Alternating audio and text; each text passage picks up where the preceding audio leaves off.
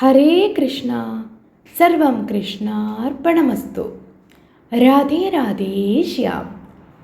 ഏവർക്കും പ്രാണവൃന്ദാവനിലേക്ക് സ്വാഗതം. നമ്മളിന്ന് വൈശാഖ മാസത്തിൻ്റെ പ്രാധാന്യത്തെക്കുറിച്ചിട്ടാണ് പറയാൻ പോകുന്നത്. അതിനു മുന്നാഴെയായിട്ട് ഞാനൊരു ചെറിയ അനുഭവ കഥ, എനിക്കുണ്ടായ അനുഭവം. വൈശാഖ മാസം 2024 വൈശാഖ മാസം ഞാൻ വ്രതമനുഷ്ഠിക്കുകയുണ്ടായി. അതിൻ്റെ ഫലമായിട്ട് ഞാൻ ആഗ്രഹിച്ച, എന്നാൽ എൻ്റെ ജീവിതത്തിൽ ഒരിക്കലും നടക്കില്ലെന്ന് വിചാരിച്ച ഒരു കാര്യം ഈ വർഷം വൈശാഖ മാസമായപ്പോഴേക്കും നടന്നു കിട്ടിയിരിക്കുകയാണ്. അതുകൊണ്ട് തന്നെ അത് വളരെ അത്ഭുതകരമായിട്ടുള്ള ഒരു മാസമാണെന്ന് എനിക്ക് ബോധ്യപ്പെട്ടു. ഞാൻ എൻ്റെ പ്രിയപ്പെട്ട പ്രേക്ഷകർക്ക് കൂടി അത് പറഞ്ഞു തരാൻ ആഗ്രഹിക്കുകയാണ് വൈശാഖ മാസത്തിൻ്റെ പുണ്യം. തീർച്ചയായിട്ടും എനിക്ക് നടന്ന ആ അത്ഭുതം, എൻ്റെ ജീവിതത്തിൽ നടന്ന ആ വലിയ അനുഗ്രഹത്തെക്കുറിച്ച് ഞാൻ പറയുന്നതാണ്. മറ്റൊരു വീഡിയോയിലാകാം, ഒരു പക്ഷേ ഇതിൽ തന്നെ ആകാം. ഏതായാലും പൂർണ്ണമായിട്ടും വീഡിയോ കണ്ട് തീർക്കണമെന്ന് അഭ്യർത്ഥിക്കുകയാണ് കേട്ടോ. വൈശാഖ മാസത്തിൻ്റെ പുണ്യത്തെക്കുറിച്ച് തീർച്ചയായിട്ടും പറയണമെന്നുണ്ടായിരുന്നു. ഒരുപാട് അറിയുന്ന സുഹൃത്തുക്കളൊക്കെ തന്നെ ഇതുമായിട്ട് ബന്ധപ്പെട്ട് ഇതെങ്ങനെ ആചരിക്കും, ഇതെങ്ങനെയാണ് അനുഷ്ഠിക്കേണ്ടത്, ഈ മാസത്തിൻ്റെ പുണ്യം എന്താണ്, ഈ മാസത്തിനെക്കുറിച്ച് കുറച്ചും കൂടി വ്യക്തമായിട്ട് അറിവ് ലഭിച്ചിരുന്നെങ്കിൽ വളരെ ഉപകാരമായിരുന്നു എന്നൊക്കെ സംസാരിക്കുകയുണ്ടായി. അതുകൊണ്ട് തന്നെ ഞാനിത് ഏത് രീതിയിലാണ് അനുഷ്ഠിച്ചത്, അല്ലെങ്കിൽ ഞാനിത് എങ്ങനെയാണ് ഫോളോ ചെയ്തിരുന്നത് എന്നതിനെക്കുറിച്ചും കൂടി ഞാനിതിൽ പറയുന്നതാണ് കേട്ടോ. തീർച്ചയായിട്ടും നിങ്ങൾക്കത് ഉപകാരപ്പെടുമെന്നുള്ളത് പൂർണ്ണമായിട്ടും ഉറപ്പായിട്ടുള്ള കാര്യമാണ്. ഹരേ കൃഷ്ണ. അപ്പോൾ പറയാവുന്നതാണ്, വൈശാഖ മാസം എന്ന് പറയുന്നത് വളരെ പ്രാധാന്യപ്പെട്ട, എന്നാൽ ആർക്കും പറഞ്ഞു തീർക്കാൻ സാധിക്കാത്ത ഒരു കാര്യമാണ് അതിൻ്റെ പുണ്യം എന്ന് പറയുന്നത് കേട്ടോ.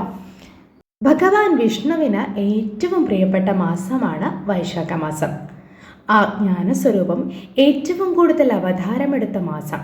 ദശാവതാരത്തിലെ കൂർമാവതാരം, രണ്ടാമത്തെ അവതാരമായിട്ടുള്ള കൂർമാവതാരം, നാലാമത്തെ അവതാരമായിട്ടുള്ള നരസിംഹാവതാരം, ആറാമത്തെ അവതാരമായിട്ടുള്ള പരശുരാമ അവതാരം, അതുപോലെ തന്നെ വൈശാഖ ശുക്ല പഞ്ചമി ശ്രീ ശങ്കര ഭഗവത് പാദരുടെ ജയന്തിയാണ്.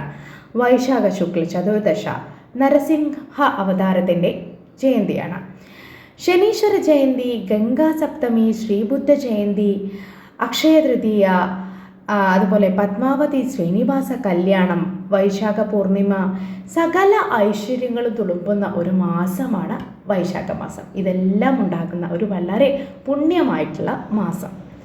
ഭഗവാന്റെ പ്രിയപ്പെട്ട 2 ഏകാദശിയും ഈ വൈശാഖ മാസത്തിലാണ് വരുന്നത്. ഭഗവതി സമേതനായിട്ട് പ്രിയ ഭക്തരോടുകൂടി അദ്ദേഹം ഭൂമിയിലേക്ക് വരുന്നതാണ് ഈ ഒരു വൈശാഖ മാസം എന്ന് പുരാണങ്ങളിൽ പറയുന്നുണ്ട്. അതുപോലെ തന്നെ ആ മാസം മുഴുവൻ പുണ്യ നദികളായിട്ടുള്ള ഗംഗ, യമുന, സരസ്വതി, സിന്ധു, ഗോദാവരി, കാവേരി, നർമ്മദ തുടങ്ങിയ എല്ലാ നദികളുടെയും പുണ്യം ഈ സമയത്ത് ബ്രഹ്മമുഹൂർത്തത്തിൽ എല്ലാ ജലാശയങ്ങളിലും വന്ന് ഒഴുകുന്നു എന്നാണ് വിശ്വാസം. അതുകൊണ്ട് തന്നെ ഈ ഒരു ബ്രഹ്മമുഹൂർത്തമായിട്ടുള്ള സമയം 3 മണി മുതൽ 2 മണിക്കൂർ സമയം എന്ന് വെച്ചാൽ 3 മണി മുതൽ ഏകദേശം 5:30 വരെയുള്ള സമയത്തിൽ നമ്മൾ സ്നാനം ചെയ്യുന്നത് മുൻജന്മ പാപം, അതുപോലെ തന്നെ കർമ്മപദങ്ങളിൽ നിന്നെല്ലാം മോചനം ഒക്കെ ലഭിക്കുന്നതാണ് എന്നാണ് പറയുന്നത്. അപ്പോൾ ഈ ഒരു സമയത്ത് ബ്രഹ്മമുഹൂർത്തത്തിലുള്ള ഈ സ്നാനം എന്ന് പറയുന്നത് ശാരീരിക മാനസികമായിട്ടുള്ള ആരോഗ്യം ലഭിക്കും. നാരദമുനി അംബരീഷ മഹാരാജാവിനോട് വൈശാഖ മഹത്വത്തെക്കുറിച്ച് പറയുന്നുണ്ട്. അദ്ദേഹം പറയുന്നത് ഇങ്ങനെയാണ്: 4 പുണ്യമാസമാണുള്ളത്. കാർത്തിക മാസം, മാർഗശിര മാസം, മാർഗമാസം, വൈശാഖ മാസം. ഒരു പുണ്യനദിയിൽ കുളിച്ച ഒരു പുണ്യമാണ് കാർത്തിക മാസത്തിൽ നമ്മളൊരു നദിയിൽ സ്നാനം ചെയ്യുമ്പോൾ ലഭിക്കുന്നത് 10 മടങ്ങ് പുണ്യമാണ് എന്ന് പറയുന്നു. അതുപോലെ തന്നെ ഈ ഒരു മാർഗശിര മാസം എന്ന് വെച്ചാൽ ഡിസംബർ ജനുവരി മാസത്തിൽ ഒരു പുണ്യനദിയിൽ കുളിച്ചിട്ടുണ്ടെങ്കിൽ നമുക്ക് 100 മടങ്ങ് പുണ്യം ലഭിക്കുന്നതാണ്. അതുപോലെ മാർഗമാസം ഫെബ്രുവരി മാർച്ച് മാസത്തിൽ ലഭിക്കുന്നത് 1000 മടങ്ങ് പുണ്യവും, വൈശാഖ മാസമായിട്ടുള്ള ഏപ്രിൽ മെയ് മാസത്തിൽ പറഞ്ഞറിയിക്കാൻ കഴിയാത്ത പുണ്യവുമാണ് ലഭിക്കുന്നത് എന്നാണ് പറയുന്നത്. ദാഹജലം കൊടുക്കുക 1000 രാജസൂയ യജ്ഞത്തിന് തുല്യമാണ്. അതുപോലെ മറ്റൊരാൾക്ക് ചെരുപ്പ് ദാനം നൽകുക അടുത്ത ജന്മത്തിൽ രാജയോഗം നൽകും. ഗോതമ്പ്, അരി, ഗോദാനം, ഭൂമി, സ്വർണം ഇതെല്ലാം ദാനം ചെയ്യുന്നത് കോടി പുണ്യം ലഭിക്കുന്നതാണ്. വിഷ്ണുവിന് പ്രിയപ്പെട്ട മാധവമാസം മധുസൂദന മാസമെന്നും മാധവമാസമെന്നും വൈശാഖമാസമെന്നൊക്കെ അറിയപ്പെടുന്നു. നരസിംഹ ജയന്തി വരുന്ന വ്രതത്തിൽ നരസിംഹസ്തുതി ചെയ്യുന്നത് എല്ലാ ആപത്തിൽ നിന്നും രക്ഷിക്കുന്നു. ലക്ഷ്മി സമേതനായിട്ട് ഭൂമിയിൽ വരുന്ന ഭഗവാൻ, അത് വളരെ പുണ്യമായിട്ടുള്ളൊരു മാസമാണ്. ആ സമയത്ത് നമ്മൾ ഭഗവാനെ പ്രാർത്ഥിക്കുകയാണെങ്കിൽ നമ്മൾ ആഗ്രഹിക്കുന്ന എല്ലാ കാര്യവും നടക്കും. വളരെ കൃത്യനിഷ്ഠതയോടുകൂടി വ്രതമെടുത്തുകൊണ്ട് ഈ ഒരു പുണ്യമാസം ആചരിക്കണം. എൻ്റെ കൃഷ്ണ എന്ന് നമ്മൾ എപ്പോഴും ഭഗവാനോട് വിളിക്കാറുണ്ട്. ഭഗവാന് മറ്റു ദേവതകളിൽ നിന്ന് നമുക്ക് ഏറ്റവും സ്വതന്ത്രമായിട്ട് ഇടപഴകാൻ കഴിയുന്നതാണ് ഭഗവാൻ ഗുരുവായൂരപ്പൻ, ഭഗവാൻ ശ്രീകൃഷ്ണൻ.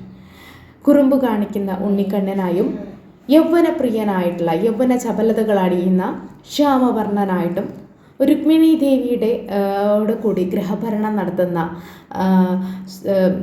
ഗൃഹനാഥനായിട്ടും സ്ത്രീകളുടെ മാനം കാക്കുന്ന രക്ഷിതാവായിട്ടും അതുപോലെ തന്നെ ഒരിക്കലും മറക്കാത്ത ആത്മസുഹൃത്തായിട്ടും യുദ്ധകാലം തളർന്നിരിക്കുന്ന അർജുനന് ഉപദേശം നൽകുന്ന ഗുരുവായിട്ടും അപകടങ്ങളിൽ രക്ഷിക്കുന്ന ഗോപാലകനായിട്ടൊക്കെ ഭഗവാൻ നമുക്ക് ഏറ്റവും പെട്ടെന്ന് അപ്രോച്ചബിൾ ആയിട്ടുള്ള ഒരു ദേവനാണ്, നമ്മുടെ സ്വന്തമാണ്. നമുക്ക് സ്വതന്ത്രമായിട്ട് ഭഗവാനെ നമുക്ക് വിളിക്കാവുന്നതാണ്. മേടമാസം അമാവാസി കഴിഞ്ഞിട്ട് അടുത്ത ദിവസം മുതലാണ് നമുക്ക് വൈശാഖ മാസം തുടങ്ങുന്നത്. ഇടവമാസം അമാവാസി വരെയാണ് വൈശാഖ മാസം. ഈ വർഷം 2025 ഏപ്രിൽ 28 മുതൽ മെയ് 26 വരെയാണ് വൈശാഖ മാസം. ഏപ്രിൽ 29 ചൊവ്വാഴ്ച പരശുരാമ ജയന്തി, ഏപ്രിൽ 30 ബുധനാഴ്ച ബലരാമ ജയന്തിയും അക്ഷയ തൃതീയയും, മെയ് 2 വെള്ളിയാഴ്ച ശങ്കരാചാര്യ ജയന്തി, മെയ് 6 തൃശ്ശൂർ പൂരം, മെയ് 8 വ്യാഴാഴ്ച മോഹിനി ഏകാദശി, മെയ് 11 ഞായറാഴ്ച നരസിംഹ ജയന്തി, മെയ് 12 ബുധനാഴ്ച Buddha Purnima, May 23 Apara Ekadashi, May 24 Kurma Jayanti, May 26 തിങ്കളാഴ്ച വൈശാഖമാസ അമാവാസി. ഇങ്ങനെയാണ് പുണ്യമാസത്തിലെ വളരെ പ്രധാനപ്പെട്ട ദിവസങ്ങളെന്ന് പറയുന്നത്. തീർച്ചയായിട്ടും ഈ ദിവസങ്ങളെല്ലാം വളരെ പ്രാധാന്യത്തോടെ ആഘോഷിക്കുക. ഞാൻ ഈ വൈശാഖ മാസത്തെക്കുറിച്ച് അറിയുന്നത് എൻ്റെ ഒരു അടുത്ത ബന്ധുവിൽ നിന്നാണ്. അവർ വളരെ കൃഷ്ണഭക്തയാണ്. അവരങ്ങനെ വൈശാഖ മാസത്തിനെ കുറിച്ച് എനിക്ക് പറഞ്ഞു തരികയുണ്ടായി. ഈ സമയത്ത് ഞാൻ വൈശാഖ മാസം എന്തായാലും ഒന്ന് ആചരിച്ച് നോക്കാം എന്നാണ് വിചാരിച്ചത്. പക്ഷേ ഒരു പരീക്ഷണം എന്നുള്ള രീതിയിലാണ് ഞാൻ ആദ്യം അത് എടുത്തത് കേട്ടോ. തീർച്ചയായിട്ടും ഭഗവാന് പുണ്യമായിട്ടുള്ള മാസമാണ്, ഭഗവാന് പ്രിയപ്പെട്ടതാണ് നമുക്കൊക്കെ. അതുകൊണ്ട് തന്നെ ഈ ഒരു മാസം ആചരിക്കണമെന്ന് എനിക്ക് കടുത്ത തീരുമാനമുണ്ടായിരുന്നു. ആ സമയത്ത് ഞാൻ ഭഗവാന്റെ മഹാമന്ത്രമായിട്ടുള്ള ഹരേ കൃഷ്ണ മന്ത്രം 16 ജപമാല ജപിക്കും എല്ലാ ദിവസവും. കൂടെ വിഷ്ണു സഹസ്രനാമവും അതിനേക്കാൾ ഉപരിയായിട്ട് രാധാകൃപ കടാക്ഷ മന്ത്രവും ചൊല്ലിയിരുന്നു. അപ്പോൾ രാധാകൃപ കടാക്ഷ മന്ത്രം ചൊല്ലുക എന്ന് വെച്ചാൽ ഭഗവാനിലേക്ക് എത്തണം എന്നുണ്ടെങ്കിൽ രാധാദേവിയുടെ കനിവ് വേണം. രാധാദേവിയിലൂടെ മാത്രമേ ഭഗവാനിലേക്ക് എത്തിച്ചേരാൻ സാധിക്കുള്ളൂ. തീർച്ചയായിട്ടും രാധയെ കൂടി നമ്മൾ ഈ സമയത്ത് സ്മരിക്കുന്നത് ഉത്തമമാണ്. രാധാകൃപ കടാക്ഷ മന്ത്രം ചൊല്ലുമായിരുന്നു. അത് എനിക്ക് നൽകിയത് വല്ലാത്തൊരു ഊർജ്ജമാണ്, വല്ലാത്തൊരു പ്രതീക്ഷയാണ്. ഞാൻ ഒരുപാട് പ്രശ്നങ്ങളിൽപ്പെട്ട് അലയുകയായിരുന്നു ഈ സമയത്ത്. ഒരുപാട് ദുഃഖങ്ങളുണ്ടായിരുന്നു, പ്രതീക്ഷകളെല്ലാം നഷ്ടപ്പെട്ടൊരു സമയമായിരുന്നു. അപ്പോൾ ഈ രാധാകൃപ കടാക്ഷ മന്ത്രം എനിക്ക് നൽകിയത് വല്ലാത്തൊരു ഊർജ്ജമാണ്, പ്രതീക്ഷയാണ്, ശക്തിയാണ്. അപ്പോൾ ഞാനങ്ങനെ പ്രതീക്ഷിച്ചുകൊണ്ട് മുന്നോട്ട് പോയിക്കൊണ്ടിരുന്നു. ഞാൻ ആഗ്രഹിച്ച ഒരു കാര്യം എൻ്റെ സ്വപ്നത്തിൽ മാത്രമാണ് നിലനിന്നത്. ഒരിക്കലും നടക്കുന്നത് എനിക്ക് ഉറപ്പുണ്ടായിരുന്നില്ല. പക്ഷേ ഞാൻ ആഗ്രഹിച്ചിരുന്നു, എൻ്റെ മനസ്സിൽ ഞാൻ രഹസ്യമായിട്ട് ആഗ്രഹിച്ചിരുന്നു. ഭഗവാൻ അത് കാണുകയും ഈ വർഷം 2025 വൈശാഖ മാസം ആവാനായപ്പോഴേക്കും അതിന് മുന്നോടിയായിട്ട് തന്നെ എൻ്റെ ആ ഒരു ആഗ്രഹം സാധിച്ചു തന്നു എന്നുള്ളതാണ്. അതിനെക്കുറിച്ച് ഞാൻ മറ്റൊരു വീഡിയോയിൽ പറയുന്നതാണ്. കാരണം ഇപ്പോൾ തന്നെ ഇതിൻ്റെ ലെങ്ത്ത് കൂടിയിരിക്കുകയാണ്. തീർച്ചയായിട്ടും എൻ്റെ ആ അനുഭവം കൂടി ഞാൻ എൻ്റെ പ്രേക്ഷകർക്ക് വേണ്ടി സമർപ്പിക്കുന്നതാണ്. അതിൻ്റെ കൂടെ തന്നെ ഈ വൈശാഖ മാസത്തിൻ്റെ പുണ്യം എന്താണെന്ന് നിങ്ങൾ അറിയണം എന്ന് എനിക്ക് തോന്നി. കാരണം എൻ്റെ ജീവിതത്തിൽ തന്നെ അത് ഒരുപാട് മാറ്റം ഉണ്ടാക്കി എന്നുള്ളതാണ്. ഹരേ കൃഷ്ണ, സർവം കൃഷ്ണാർപ്പണമസ്തു. രാധേ രാധേ ശ്യാം. നിങ്ങളുടെ വിലപ്പെട്ട കമൻറ്റുകൾ എൻ്റെ ഈ ഒരു വീഡിയോയ്ക്ക് താഴെ ഉണ്ടാകുമെന്ന് പ്രതീക്ഷിക്കുകയാണ്. നിങ്ങളുടെ സപ്പോർട്ടും സബ്സ്ക്രിപ്ഷനും ഒക്കെയാണ് എൻ്റെ മുന്നോട്ടുള്ള യാത്രയ്ക്ക് കരുത്തേക്കുന്നത്. രാധേ രാധേശ്യാം. ഹരേ കൃഷ്ണ. Thank U.